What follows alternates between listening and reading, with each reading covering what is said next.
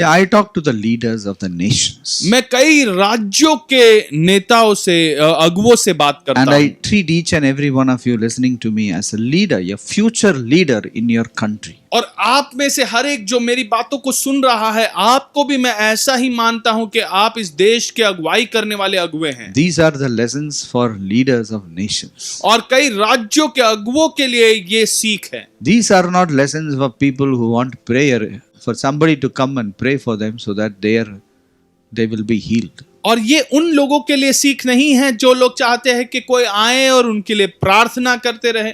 I'm not saying those things are wrong. Those things are okay, very beautiful. But it is not this platform. मैं ये नहीं कहता कि ये वो बातें गलत है, वो सुंदर बातें हैं, लेकिन ये जो प्लेटफॉर्म है, ये जो माध्यम है, ये उसके लिए नहीं है। The moment you are hurt about a brother, जिस समय पर आप किसी भाई के विषय सोचकर चोट खाते हो, okay, I'll tell you, you take vengeance on him. आप एक नफरत की भावना बढ़ाकर आप उसका बदला You will लेते हो। definitely take vengeance. आप निश्चित तौर पर बदला लेते हो। Today, when I come and see into certain kingdom families, kingdom relationship, there is a lot of hatred and vengeance people carry for each other. और जब मैं आज देखता हूं कई सारे परमेश्वर के राज्य के परिवार या रिश्तों को, तो वो बहुत अधिक ऐसे बदले की भावना से आगे बढ़ते हैं। Let's read the next verse. Leviticus 19 verse 18. हम अगले वचन को पढ़ेंगे, लेवी व्यवस्था 19वां अध्याय उसका 18वां वचन। You shall not take vengeance nor bear any grudge against the children of your people, but you shall love your neighbor as yourself. पलटा न लेना और न अपने जाति भाइयों से बैर रखना, परंतु एक दूसरे से अपने ही समान प्रेम रखना, मैं यहोवा हूं। I always used to think only after Christ died on the cross, forgiveness was allowed in the lives of people. मुझे हमेशा यो लगता था कि परमेश्वर यीशु मसीह के क्रूस पे मारे जाने के पश्चात ही क्षमा कर पाना ये अनुमति दी गई थी लोगों के लिए। It may be partially true, but the truth of the matter is there is no need for forgiveness even in that Jewish religion. और आधी सच्चाई तो इसमें भी है, लेकिन पूरी सच्चाई ये है कि यहूदी धर्म में भी ये लिखा गया था। See, it is saying that you shall not take vengeance. The day you hate your brother, the day you are hurt by him, you hate him. When you hate him, you take vengeance. और यहाँ पर लिखा है पलटा ना लेना। जिस दिन तुम किसी व्यक्ति से चोट खाते हो, अपने भाई से चोट खाते हो, तो तुम नफरत की भावना को अपने जीवन में ला देते हो। And consider you suddenly get power. और मान लो अचानक से आपको ताकत मिल जाता है, What will happen? तो फिर क्या होगा? The opposite person can be finished. सामने वाला जो व्यक्ति है उसका खात्मा हो सकता है। I tell you, when such a unregenerated person, if he becomes the prime minister of Egypt, he should have first found that lady who accused him. और ऐसा एक व्यक्ति अगर मिस्र देश का प्रधानमंत्री बन जाता है, तो पहले वो खोज निकालता वो स्त्री जिसने उस पर गलत दोष लगाया था। What he should have done. और फिर क्या किया होता उस स्त्री का?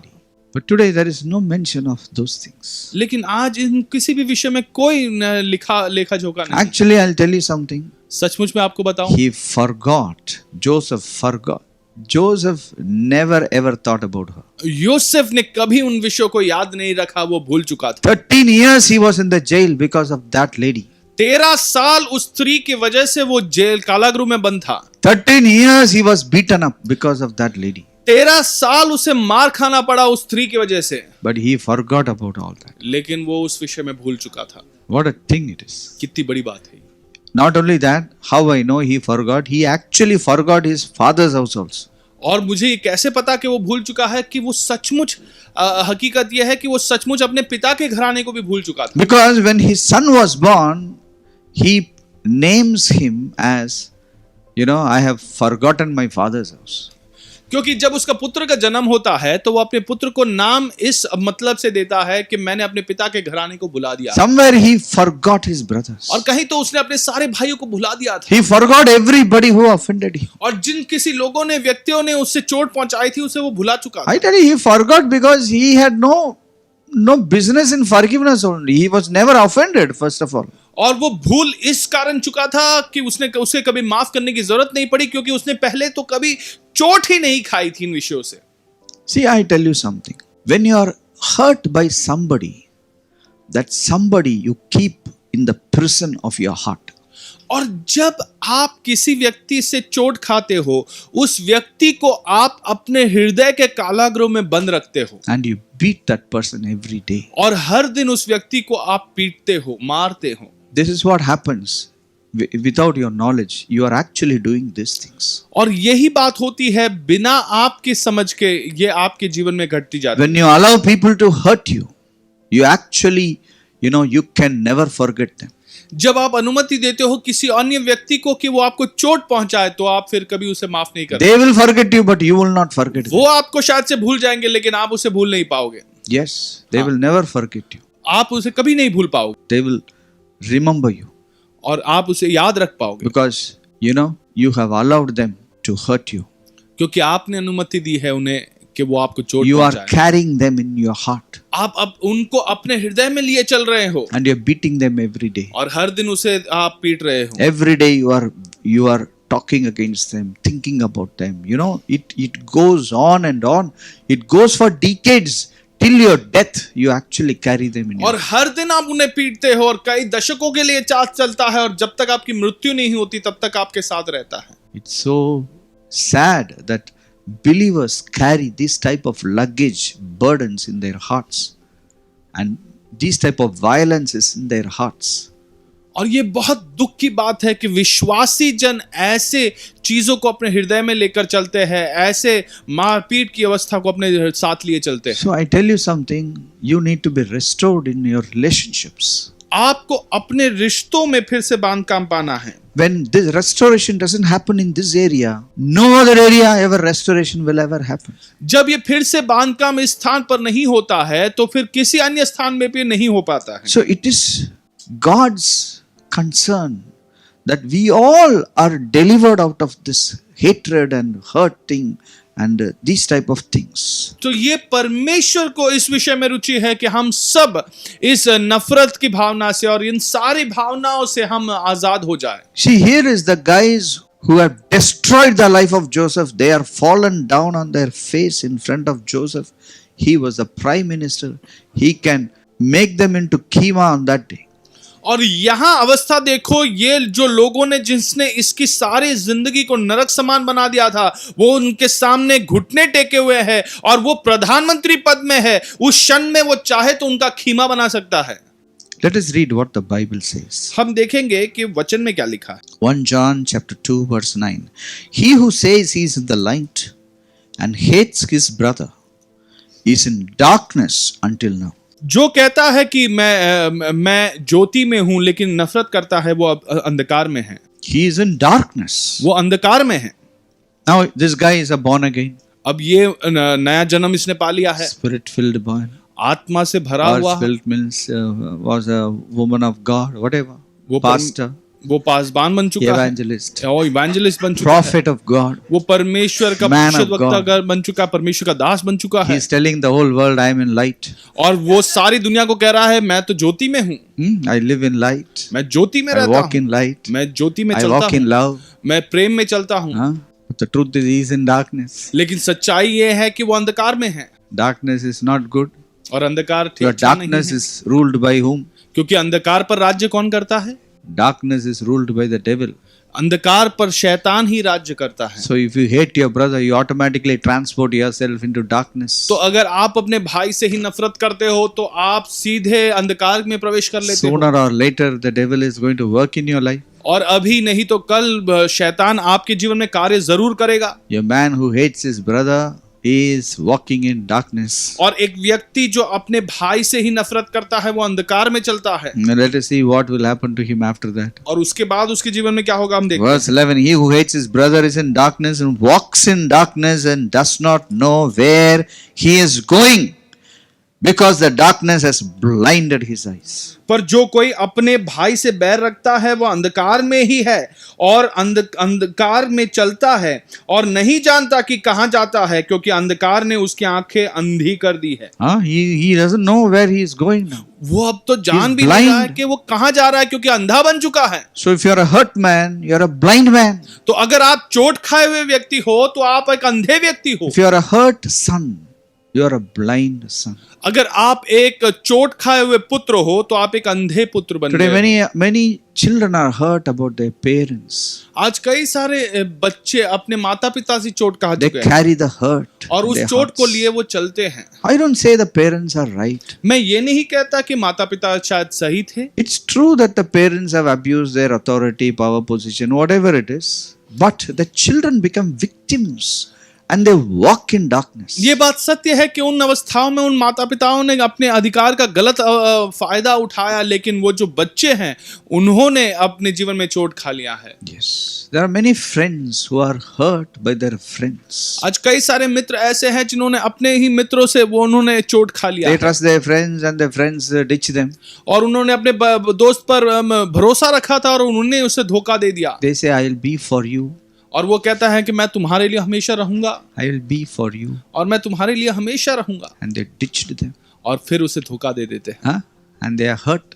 और फिर वो चोट खा If लेते you हैं। are a hurt person, you are a person who are walking in darkness. अगर आप चोट खाए हुए व्यक्ति हो तो आप अंधकार में चलने वाले व्यक्ति You हो, are a blind guy. आप एक अंधे व्यक्ति हो। You may do greater blunders in your life. आप शायद से अपने जीवन में बड़े बड़े भूल आप करते जाओगे। Huh? Blind people, they can go anywhere. क्या अंधे लोग कहीं पर भी जा सकते हैं? Huh? Spiritually, you are blind. आत्मिक तौर पर आप अंधे हैं। Huh? So you may not know what is light, what is darkness. You may say, I am living in light, but you are actually living in darkness. आप यही नहीं जानते कि अंधकार क्या है, ज्योति क्या है। आप शायद से कहेंगे मैं तो ज्योति में रह रहा हूं, लेकिन हकीकत यह है कि आप अंधकार में रहते हो। No, because you are not walking in love, you are walking in hatred. क्योंकि आप प्रेम में नहीं चल रहे हो बल्कि नफरत में चल रहे हैं। You can say, I am walking in light. आप ये कह सकते हो कि मैं ज्योति में चल रहा हूं, Yes, but it may be otherwise. Let's read 1 John chapter 3 verse 15.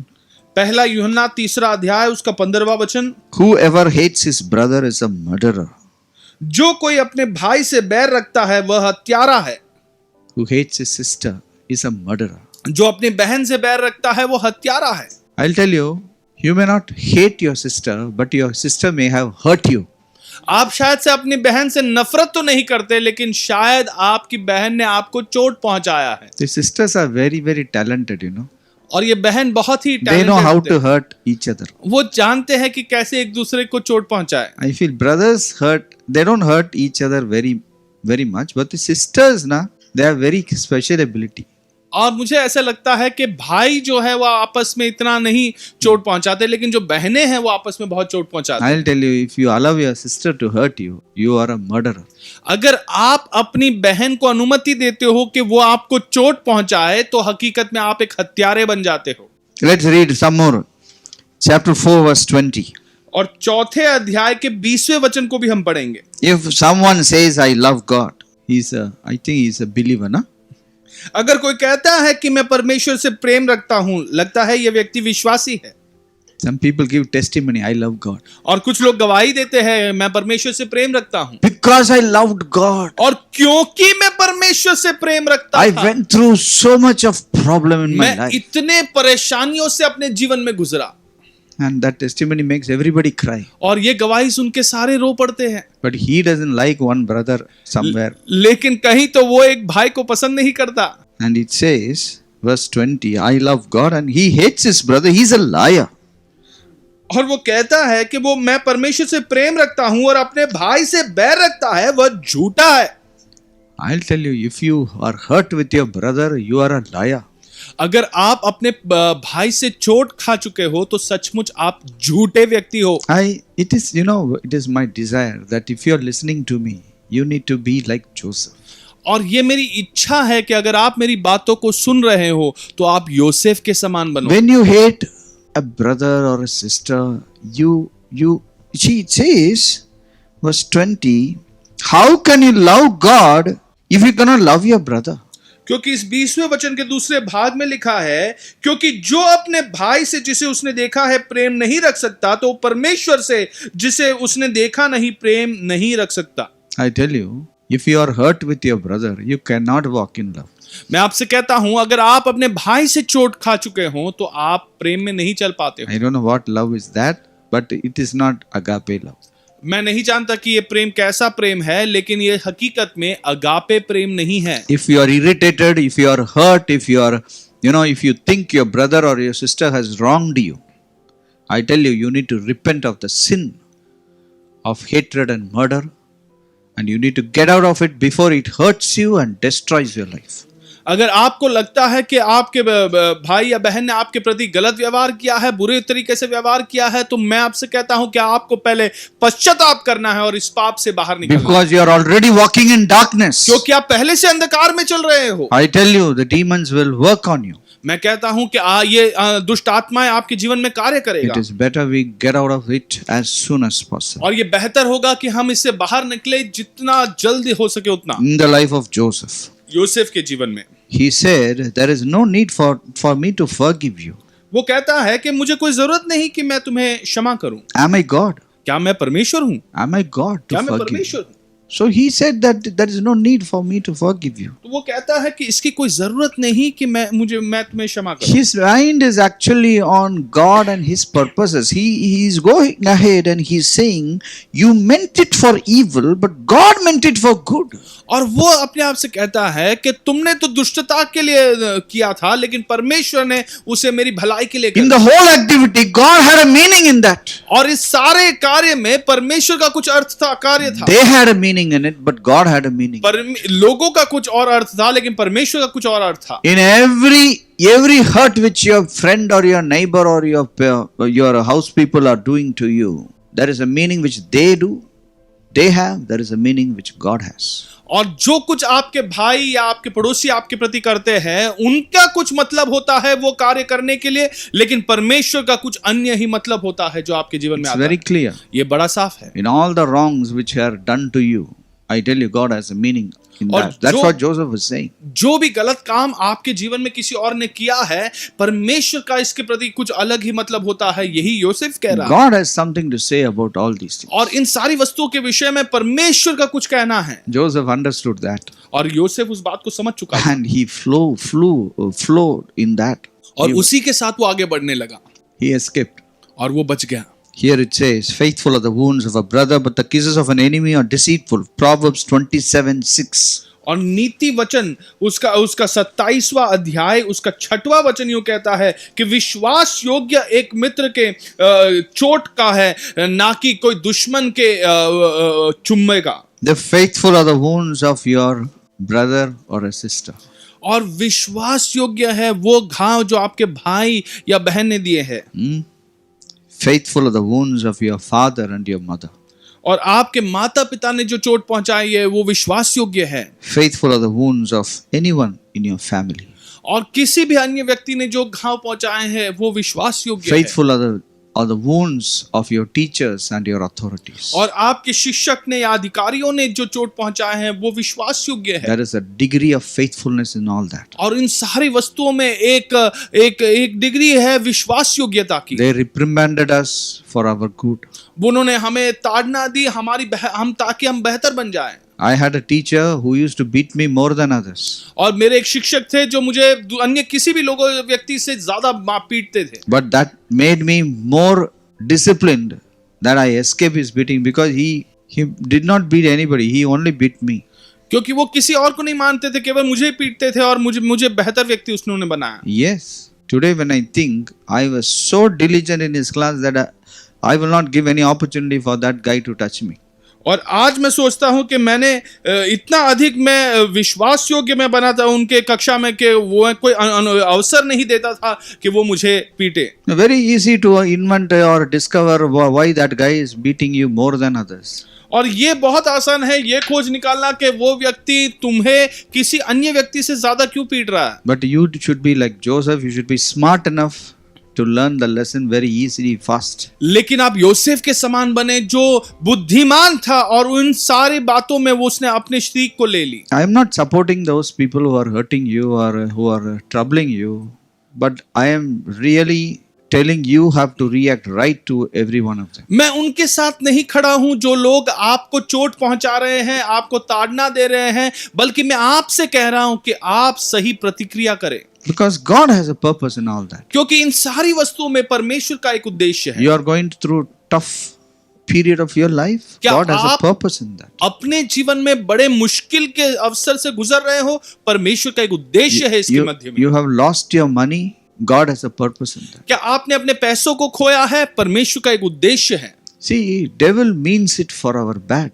देखो, शैतान जो है वो हमारे बुराई के लिए वो करता है, God turns it for our good. लेकिन परमेश्वर उसे पलट कर हमारी भलाई के लिए कर देता है। If you cooperate with your God, you can change your disappointments into appointments. अगर आप परमेश्वर के साथ सहभागी बन जाते हैं तो वो आपकी निराशा को आशा में बदल देता है। There was a man who was abused by his father. एक व्यक्ति था जिसके पिता ने उसको बहुत बुरा व्यवहार किया था। One day he came to our city and he was talking about how his father abused him, how he loved his father. और एक दिन वो आकर हमारे शहर में आया और वो हमसे कहने लगा किस प्रकार उसके पिता ने बुरा व्यवहार उसके प्रति किया, लेकिन वो किस प्रकार अपने पिता से प्रेम करता था। I was a young unmarried boy. I don't know when it was.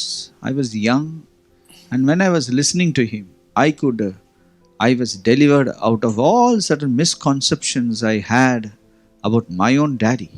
और जब उन्होंने ये बातें बताई, मेरी विवाह नहीं हुआ था, लेकिन जब उन्होंने ये बातें मुझसे कही तो इन बातों ने मुझे बड़ा एक छुटकारा दिलाया, और जो गलत सोच मेरे पिता के प्रति मेरे हृदय में था वो पूरा बदल चुका था। And his story helped me to restore my relationship with my own dad. और उसकी जो कहानी थी उसने मेरी सहायता की कि मेरा जो रिश्ता मेरे पिता के साथ था वो फिर से बांधकाम उसमें हो। Definitely it was a great problem in that man's life, but he has changed that particular incident into a blessing for almost in the whole hall. Everybody was crying and they got delivered. There was a mighty sweep of God in that room on that day. उस व्यक्ति के जीवन में निश्चित तौर पर उस दौर में वो बहुत दुख उसने सही, लेकिन जब वो ये बातों को बांट रहा था उस सारे हॉल में जितने लोग थे वहां पर परमेश्वर की उपस्थिति उतर आई और कई सारे लोगों ने छुटकारा अपने जीवन में पाया। I believe so many young boys and girls, they got a deliverance about certain issues of their life which was pressing them. They got delivered on that day. और मैं विश्वास करता हूं कि जो वहां पे जवान लड़के और लड़कियां आई थी उनके जीवन में बहुत बड़ा एक छुटकारा उन्होंने उस दिन पाया। My friends, Joseph was equipped because he had something called love in his heart. Yusuf पूरी तरीके से तैयार हो चुका था क्योंकि उसके हृदय में प्रेम नामक एक वस्तु था। Proverbs 10:12 says, hatred stirs up strife, but love covers all sins. नीति वचन 10:12 यूं कहता है कि बैर से तो झगड़े उत्पन्न होते हैं परंतु प्रेम से सब अपराध ढांप जाते हैं। Love covers all sins. प्रेम सारे अपराधों को ढांप देता है। And this love is not some love we imitate.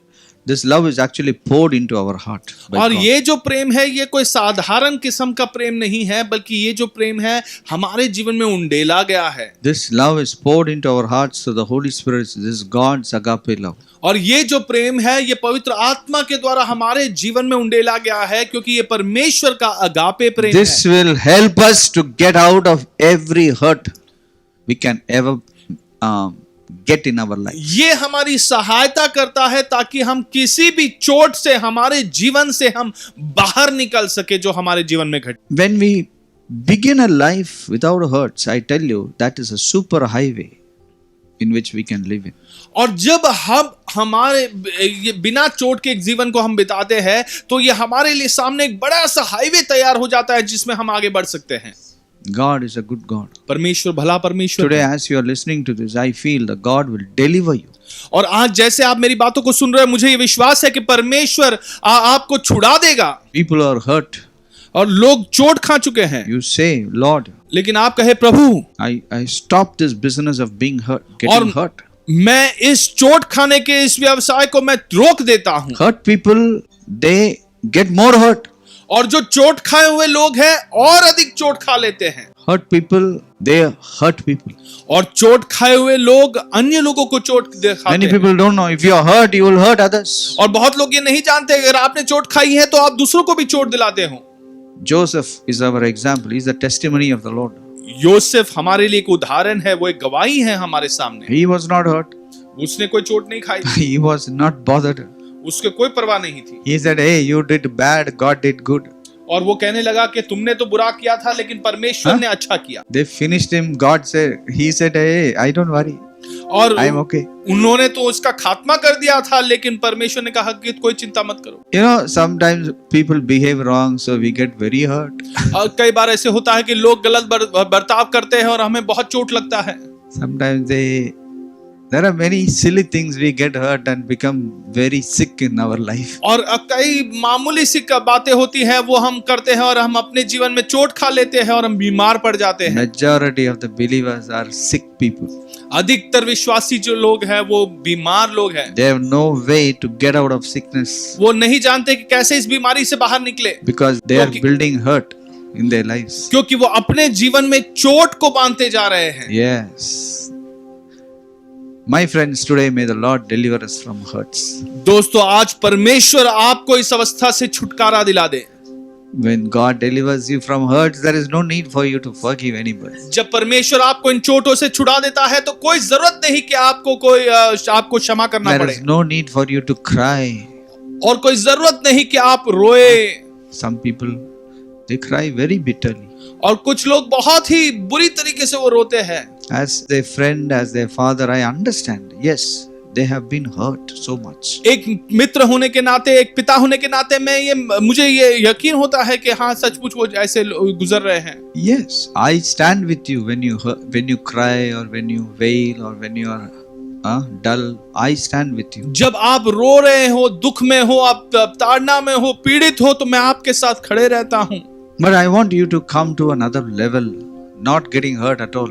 लेकिन मैं चाहता हूं कि आप दूसरे क्षेत्र में पहुंच पाए जहां पे आपका बिल्कुल आप चोट नहीं खा रहे, You come to a place where you are free of all hurts. और आप ऐसे एक स्थान पर आए जहां पे आप आजाद हो किसी भी चोट से। Every disappointment I have in my life, I am living with is an appointment with God. और जितनी भी निराशा की बात मेरे जीवन में है उसे पलटा कर मैं परमेश्वर के साथ एक आशा में प्रवेश कर रहा हूं।